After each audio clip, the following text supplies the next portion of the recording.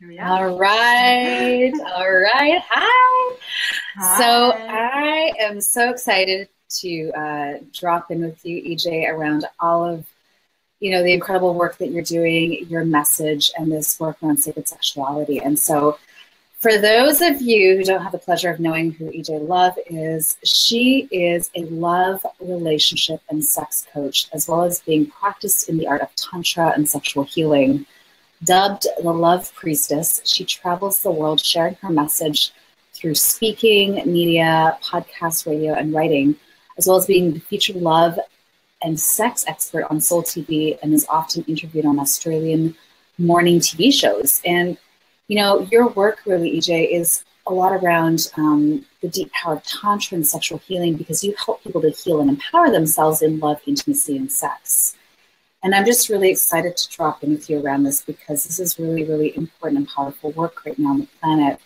And you're really spearheading this whole movement, especially over in Australia. So can you share a little bit more about the work that you're bringing to the forefront right now and why it's so important? Thank you. That was a really great intro. Thank you. Yeah, it's been really interesting to notice, particularly here in Australia, the last few years that conscious sexuality, Tantra has started. There's been a really big movement with people starting to really get interested in this. And I really noticed that people are at that point where they just are like, I want something different. I need, what has been working for me, well, usually hasn't been working that well. And the more that of us that are getting into this, the more awareness we're creating. So this is why I think it's really, really important, is that especially with social media now, we've got so much access to speak so publicly about sexuality. It is more, the information is just so much more available, and even it's so easy to promote and run events through online that people are getting a lot more access. I actually just did a live stream yesterday on what really happens at a Tantra workshop, and it's just interesting because people they might have thought about it or had a concept in their head about what Tantra is, and so now there's this capability that people can actually find this information quite easily. And then I always get people tagging me and stuff and tagging people on my stuff to be like, oh, this is what I was talking about. And so it's always quite timely as well. You just said it was timely before, is that it always seems to be whenever people are seeking that information that'll pop up into in the online space. So I think, with the work that I do, and I work with both men and women and couples, is that with the this path of the awakening, what I've noticed is that people have done a lot of spiritual work, they've done a lot of healing. I mean, it's all very spiritual, right? But and this is my journey too, as I've done a lot of healing around relationship, and I kind of left the sexuality stuff till last. And and this is like, I've worked in the sex industry, and I've lived a very sexual life. And then it was just like, oh, that's I really need to work on that. And so I think a lot of people are getting to that level now where they're like, okay, I need to work on my sexuality, and the information is now out there. This is the great thing, is that it's so available to us. And in my world, it is very available. It's everywhere, right? But there's still lots of people out there that don't have this as available, but it's getting there. And so this is why I think it's really important, because sexuality is so core to our identity. So the more that I speak openly about it and speak boldly about it, and the more other people are it's going to give them permission as well. So I just share my story, and So this is really fascinating because, as we are empowering ourselves, as we're going deep into the personal work, one of the sources that most people hold the greatest shame and guilt around in their lives is around their sexuality. And that's why it's almost like a gateway drug. It's like, if you want to take the fastest route to evolution, like really work on your sexual healing. And, we look at the planet, we look at, what has been the power that's been the most abused, the most suppressed, the most repressed. It's our sexual expression, our sexual being. You see religions that make it, you're only allowed to have sex with one person for the rest of your life, or, women are killed in some countries for even alleging to have sex with someone. Women are taught not to sleep with too many people because they'll be bad. Like, there's just so much shame and guilt. And so it's no wonder. And then you have, I mean, not to mention all the sexual abuse, right? Then you have a whole industry that, you know, basically touts abuse, you know, as sexuality. And so it's no wonder people are so screwed up from this. So it's really amazing. What would you say are like some of the most common challenges that people have when they're starting to work around their sexual healing journey? So do you want me to focus on men or women or both? Maybe share a bit of both, because I imagine they're different, and they also have similarities too. Yeah, cool. So I think commonly what I see with women is that there's this inner knowing that something's not right. Like there's an inner knowing that there's more, or that they're starting to hear that other people are having these experiences, and well, why am I not having that? So they feel in their bodies, they know that there is a block, and often it's, you know, a lot of women like that, they struggle with being in their heads a lot. They feel very limited in their orgasm, and you know, so many women have experienced sexual abuse, and so many women are just not in their bodies. They're just so disconnected that they don't even feel safe. So the main thing is that there's no way they're going to surrender to all this pleasure if they don't feel safe to be in their bodies. So that's the main, is like actually really getting into their bodies and feeling safe in their bodies so they can fully feel pleasure. But this inner knowing, this is definitely, I noticed this, and even women that are like, oh, I think my sex life is great, and then they're like, oh, hang on, actually, maybe it's not as good as it could be. So yeah, actually, Love Warrior, the author of Love Warrior, talked about how she would leave her body during sex, right? How she would just totally leave, become disembodied. I think that's probably a theme for many women. Yeah. Oh, that is so common, and that what I explained to people with my journey when I first started sexual healing myself is that it was like when I was having sex, that my physical body was there, but my soul, my spirit was actually just like flying out in space somewhere. Like I wasn't here, and I just couldn't even receive it. I couldn't receive it, and it was always about, you know, the other person and trying to please and pleasure the other person to make them happy, rather than being able to receive from myself, which ended up in resentment, and then not even wanting sex, and yeah. So a lot of disconnection from the body, like that's probably the main one. And then having all our trauma throughout our life being held in our body and held in our yonis, is like there's so much numbness and pain in there. And so that's why we can't feel all this pleasure, because we've literally got layers of armoring. So it's on a journey with that. For those who don't know what a yoni is, it's what is. So yoni, so yoni is the tantric term for what would be called the vagina, or the vagina being the inside and the vulva the outside. So yoni is or sacred place, divine place. Obviously got lots of different words, but I like to use yoni being a tantrika. Yeah, it was beautiful. It sounds nice.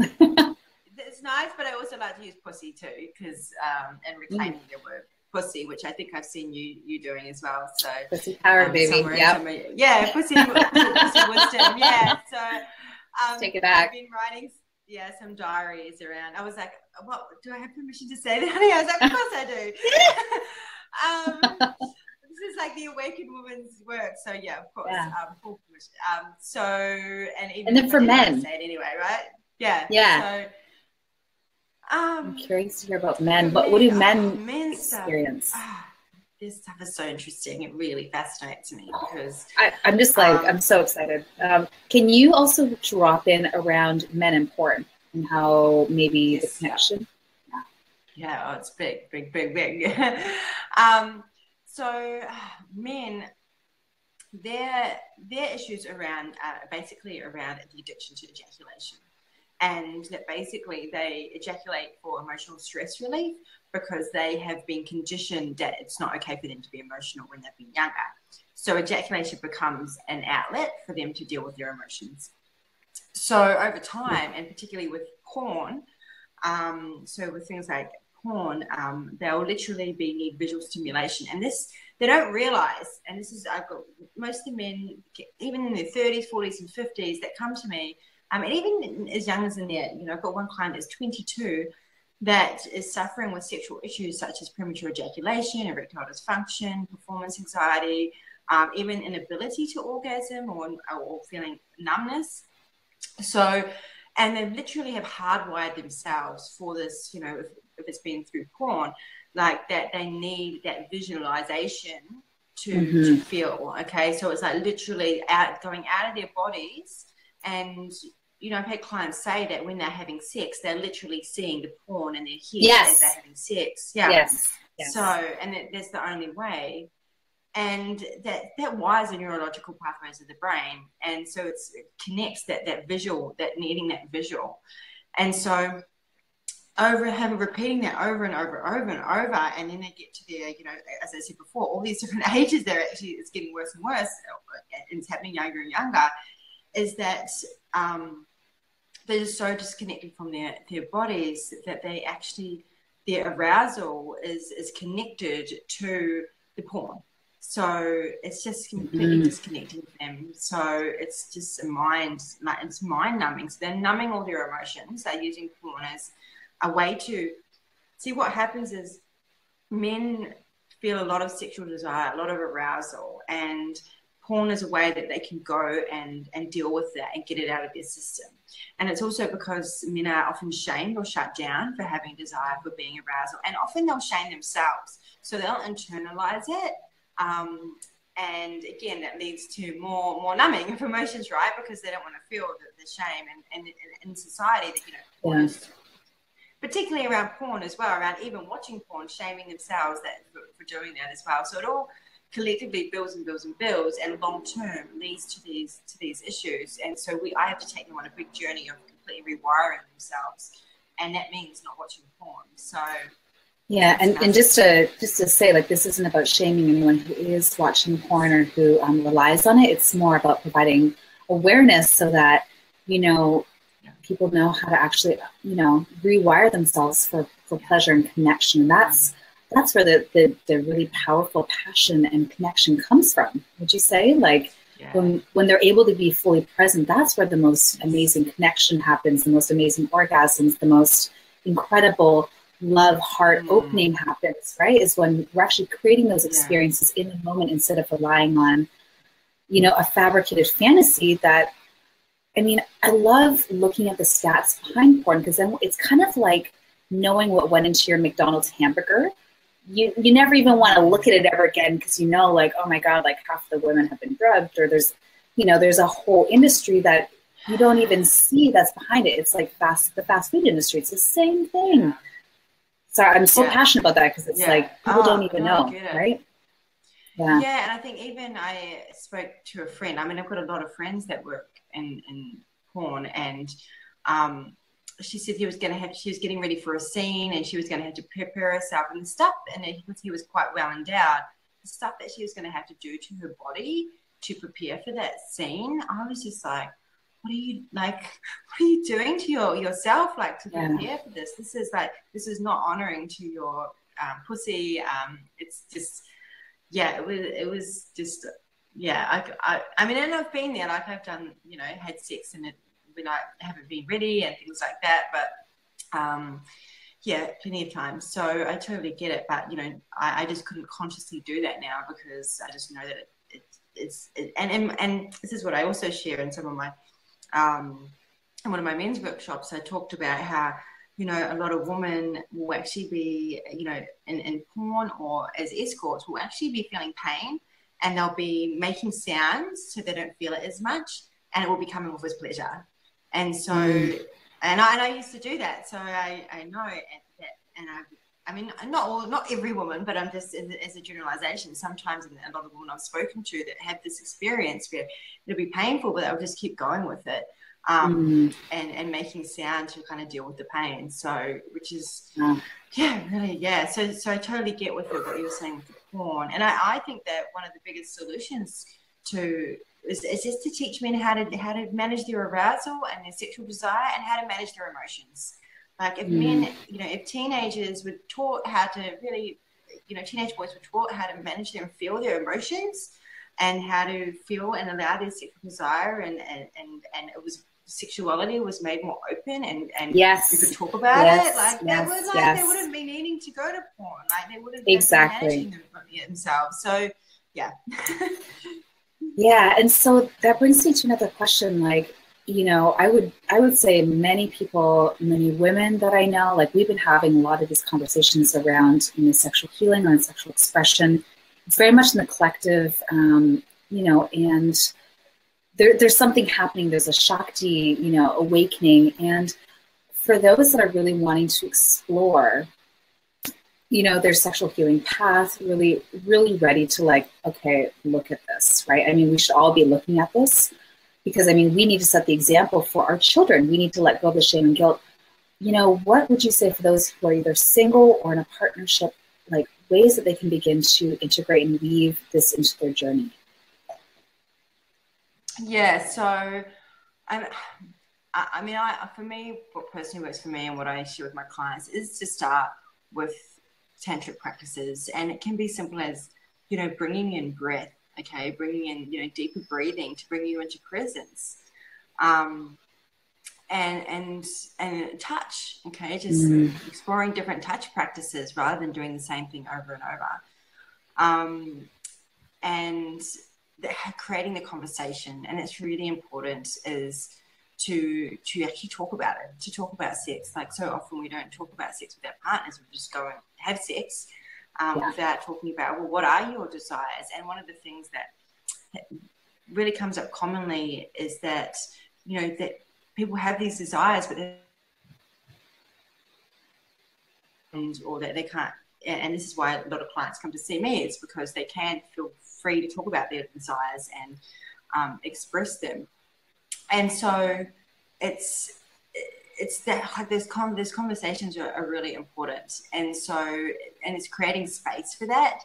So if someone has got these desires, or you're feeling shut down or blocked in any way, create the conversation to say that what I'm really wanting is this. Is there a way that we could help each other, that we can explore that? How do you feel about that? What are your boundaries? Like, don't even have a conversation about boundaries. And love that. And it's yes. Yeah. And it's okay. It's totally okay. Yes. Yeah, especially if it was with a long-term partner. It's okay for you to have boundaries. And I mean, with my lover, like yesterday I might have liked this thing, but today I don't really want that thing. So I wanted something else today. And so that's now a boundary for me, so it's, you're allowed to change your mind too, right? Yeah. But the breath is really, the breath is really important for coming back into the body. So that would be the first thing, is to notice, whenever someone's going to hear it, is just to come back. I do recommend seeing a sex coach or a sexuality practitioner, sexual healer, tantrika, whatever's available. And there are lots of things that can be done online, and there are or in person. So there is lots of stuff available out there now, so that you can. And so you are actually going to be at Awakened Woman this year. You are one of our beloved featured speakers and presenters, and you're also teaching a really amazing workshop. Can you share a little bit about what you're going to be talking about at Awakened Woman and what you're going to be teaching? And I know you also have a very special surprise ceremony planned. Do you want to just give a little drop into that? Yeah. How much am I allowed to say? You can share whatever you feel called to share. Okay. Cool. So I will be doing a talk. So a talk which is called "You Are the One You've Been Waiting For." So this is a journey about, a sharing of my story and experiences on really looking outside of love, looking outside of myself for love, and have experienced, abuse and, really having unhealthy connections, particularly with men, and then journeying into really loving myself, but also then taking the journey to love men again. So that's been something I really love. And then from there, being able to really reclaim myself as a woman. So, which means having to really love both the masculine and the feminine, and love men and women. So within myself first. So it's about being an integrated woman. Yeah. So integrating, it's about wholeness. So the journey to wholeness, and not looking for, the one outside of ourselves, but coming into the one within. And that's where the ritual will come in, a beautiful self-love commitment ceremony. And amazing. Yeah. And I did on Valentine's Day this year. Actually, I'm wearing my wedding dress at the moment. I married myself on. Yeah, I love this dress. I thought it was appropriate. On Valentine's Day this year, and it created quite a bit of a commotion in the media here. There was this whole big thing on self-marriage and sologamy, and so I did a TV interview on that, and it kind of now I run these retreats where we do this ceremony for the woman as I take them through this journey. So I'm so excited to be doing this ceremony for hundreds of women, which is going to be amazing. And some men. There will be some men there, hopefully. And men. Yeah, there will be men. Yes, lucky men, because you will be outnumbered. Yes. True, yes. So it'll be beautiful too, because it is not just for women. This is for anyone, really. So, and then my workshop is actually around, follows on from that, really, and it is really a big part of it is on the art of loving men, and really getting to understand what men are like. But when we do this, we actually are able to reclaim our radiance and reclaim our feminine. Because it's also about loving and owning our own inner masculine, which is huge, so that we feel safe to be feminine. Okay, so it's really exploring, where am I in my own energies, and how's that being reflected out, and really diving deeply into that, and understanding how we show up and how that's been reflected, and really reclaiming all the parts of us. So there's a journey with that, but I'll be talking a bit about Tantra in there as well, and Tantric practices around honoring the masculine. Yeah, so honoring men in Tantric practice, and it's juicy. I love it. I love this. So really excited. Yeah. Right. Is this workshop open for men and women? Is it only open for women? Can anyone go? I think anyone can go. Yes. Yeah. Definitely. Actually, it's really interesting. I do run a workshop, a women's workshop around loving men, and the men are like, "Oh, we want to know? Like, we want to know what you're talking about." Share your secrets. Yeah. So, amazing. because they just want to be loved. I'm like, wow, what are you telling them about about loving us? So, it's beautiful. And this is really beautiful work that you're doing too, because as we're moving into reclaiming the sacred feminine, it's really calling in, and it's seeing and acknowledging the sacred masculine in the world. And, I think what we can all attest to is that we've been moving out of a time, where the wounded masculine has been running the show for quite a while, which has resulted in this wounded feminine. And we're both moving into wholeness again, this divine union, right? Within and externalized. And, regardless if you're, if you're trans or bi or open or asexual, like it doesn't matter, but it's about like coming into wholeness within and seeing that in other people. So I really think it's beautiful, because, we've seen the wounded parts of ourselves running shows for a very long time, and we're like, that's old paradigm now. We're ready to step into this new space of co-creating beauty together. So this work that you're doing is so fascinating. It's so incredible. I'm really excited to see you in action. And I'm looking to attend your workshop. And where can people find out more about you and your work right now? Sure. So I'm on EJ Love on Facebook, or EJ Love Priestess is my Facebook page. Yeah. And ejlove.com is my website. So that's probably the easiest places. I guess people. Yeah. I'm on lots of social media. Oh, and also Snapchat is. I love Snapchat. It's super fun. Which is EJ Love Angel, which is I love playing with Snapchat. Amazing. Do you have some courses or programs coming up for like the end of the year for 2018 where people can sign up, check it out? Yeah, actually, I mean, I have events here in Australia and sometimes in Bali. Right. I do a lot of online stuff as well. So most of the stuff that I do in my events I do is online. But I am going to launch. I'm actually launching something new for the Awakened Women's Convergence, which is on really reclaiming radiance. So it is going to be a portal, a platform for, you know, reclaiming the art of loving men, reclaiming our orgasm, reclaiming our pussies, reclaiming our slut, reclaiming all these parts of us. So it's going to be an online platform that is it's not launched yet, but it will be. So if anyone is interested in being part of that, then ready for the Awakened Woman Convergence. So looking forward to that.